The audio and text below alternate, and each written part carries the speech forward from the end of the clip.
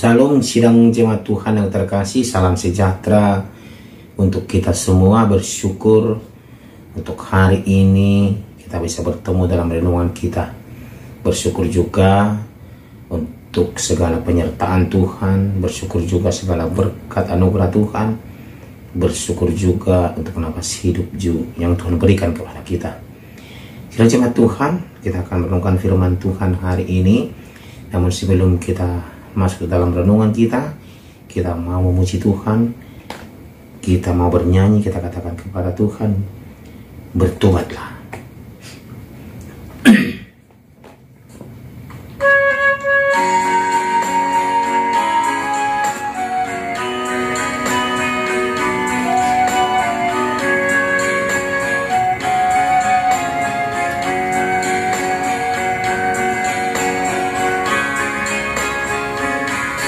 Bertobatlah dan balik pada Bapa. Dia tunggukan dengan kesetiaannya. Tuhan siap mengampuni dosamu. Oh, baliklah pada Bapa. Oh, baliklah pada Bapa. Jangan lambat, sobatku. Tuhan tunggu kepadamu. Oh, baliklah pada Bapa.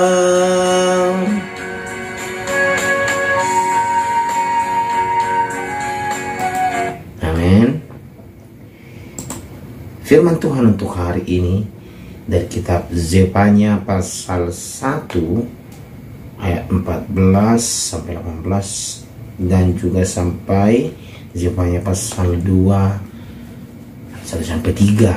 Sidang jemaat Tuhan, demikian firman Tuhan. Sudah dekat hari Tuhan yang hebat itu, sudah dekat dan datang dengan cepat sekali. Dengar, hari Tuhan pahit, pahlawan pun akan menangis. Hari kegemasan, hari itu hari kesusahan dan kesulitan, hari kemusnahan dan pemusnahan, hari kegelapan dan kesuraman, hari berawan dan kelam, hari peniupan dan sangkakala dan pekik tempur terhadap kota-kota yang berkubu dan terhadap menara penjuru yang tinggi. Aku akan menyusahkan manusia sehingga mereka berjalan seperti orang buta, sebab mereka telah berdosa kepada Tuhan. Darah mereka akan tercurah seperti debu dan usus mereka seperti tahi. Mereka tidak dapat diselamatkan oleh perak atau emas. Mereka pada hari kegemasan Tuhan, dan seluruh bumi akan dimakan habis oleh api cemburunya. Sebab kebinasaan, malah kebinasaan dahsyat diadakannya terhadap segenap penduduk bumi. Bersemangatlah dan berkumpullah, hai bangsa yang acuh tak acuh, sebelum kamu dihalau seperti sekam yang tertiup, sebelum datang ke atas murka Tuhan yang bernyala-nyala itu, sebelum datang ke atasmu hari kemurkaan Tuhan. Carilah Tuhan, hai semua orang yang rendah hati di negeri yang melakukan hukumnya. Carilah keadilan, carilah kerendahan hati.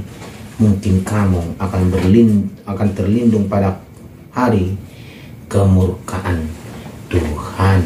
Amin. Demikian pembacaan firman Tuhan. Tema kita pada hari ini adalah seruan untuk bertobat. Sidang jemaat Tuhan yang terkasih,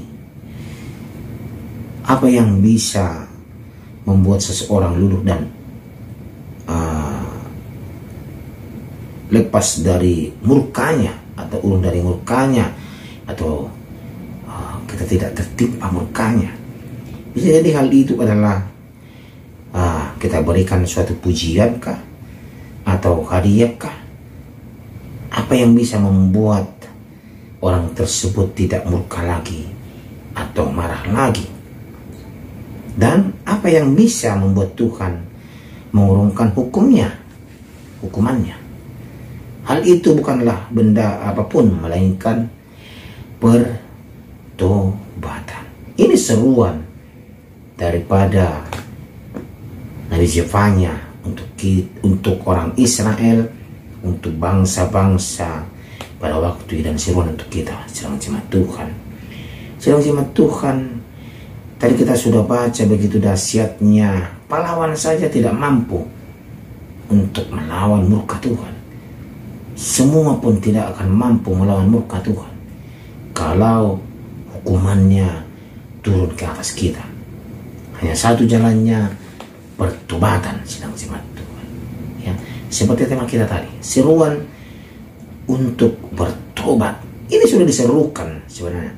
Setiap saat, setiap waktu serukan kepada kita melalui firman Tuhan.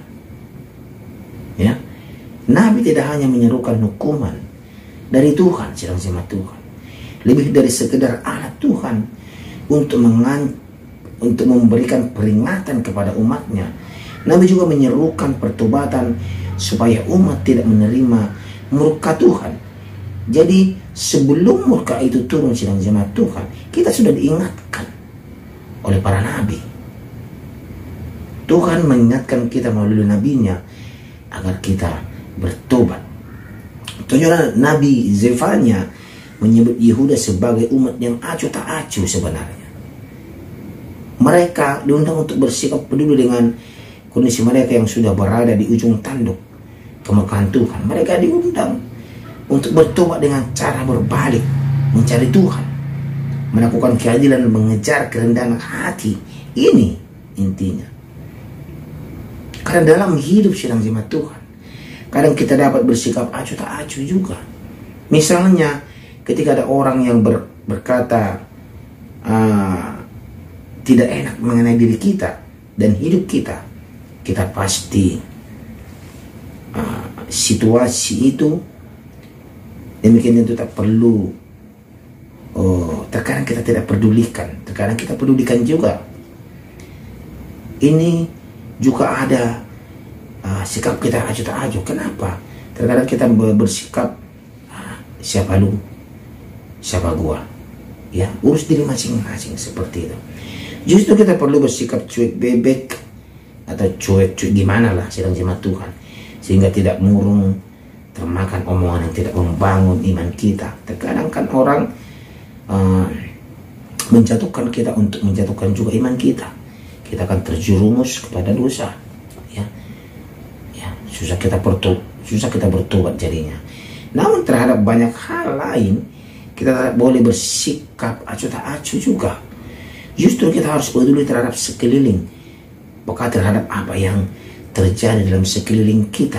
Kalau itu benar-benar membangun iman kita, ya.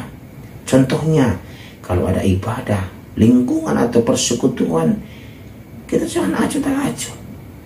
Mari kita bersama-sama, ya, bersekutu bersama-sama.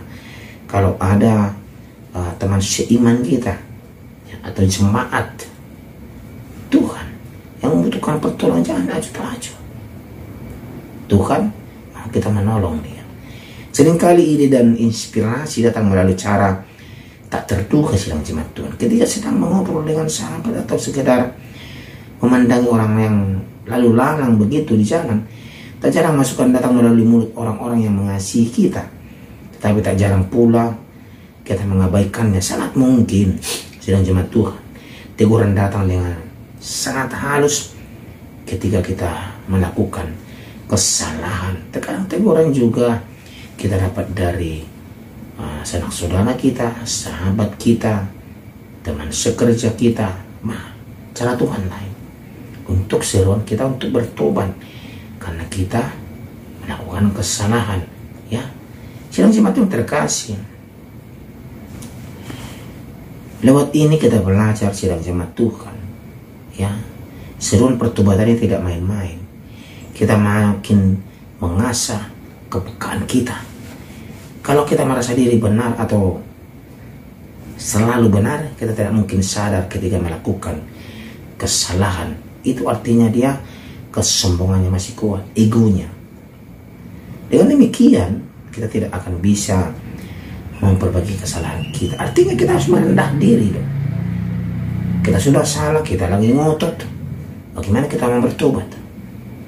Seruan pertobatan pun kepada kita tidak akan dengarkan dalam jemaat Tuhan. Kalau ego itu masih ada, siapapun dia, silakan pahlawan tadi tidak sanggup, siapapun tidak sanggup. Kalau sudah datang hukuman Tuhan, makanya seruan pertobatan ada yang disampaikan oleh para nabi, perpanjangan tangan Tuhan. Jika kita menganggap orang lain lebih rendah daripada kita, sehingga kita tidak dapat menerima teguran yang membuat kita menjadi lebih baik, sombong lagi. Mari, intinya sedang jemaat Tuhan, mari kita buang sikap yang tidak baik, yang menjerumuskan kita ke dalam kesalahan yang lebih besar lagi, menghalang kita menjadi lebih baik dan merugikan kita, dan menghalangi seruan itu datang kepada kita. Ya. Karena keegoisan kita, karena dosa itu, kita tidak mendengar seruan. Kenapa? Karena kita merasa diri kita benar, merasa diri kita yang terbaik, merasa diri kita yang utama. Makanya seruan itu kita tidak dengar. Sedang jemaat Tuhan, inilah yang mau diserukan oleh Nabi Zefanya kepada orang-orang atau bangsa-bangsa yang ada di sekitarnya dan kepada kita. Saya kena percaya waktu ini kita belajar sedang jemaat Tuhan, kita harus peka. Ya, kita harus peka, buang keegoisan kita. Jangan kita mau diperbudak oleh dunia ini. Biarlah Tuhan Yesus menuntun kita melalui kuasa Roh Tuhan, itu Roh Kudus.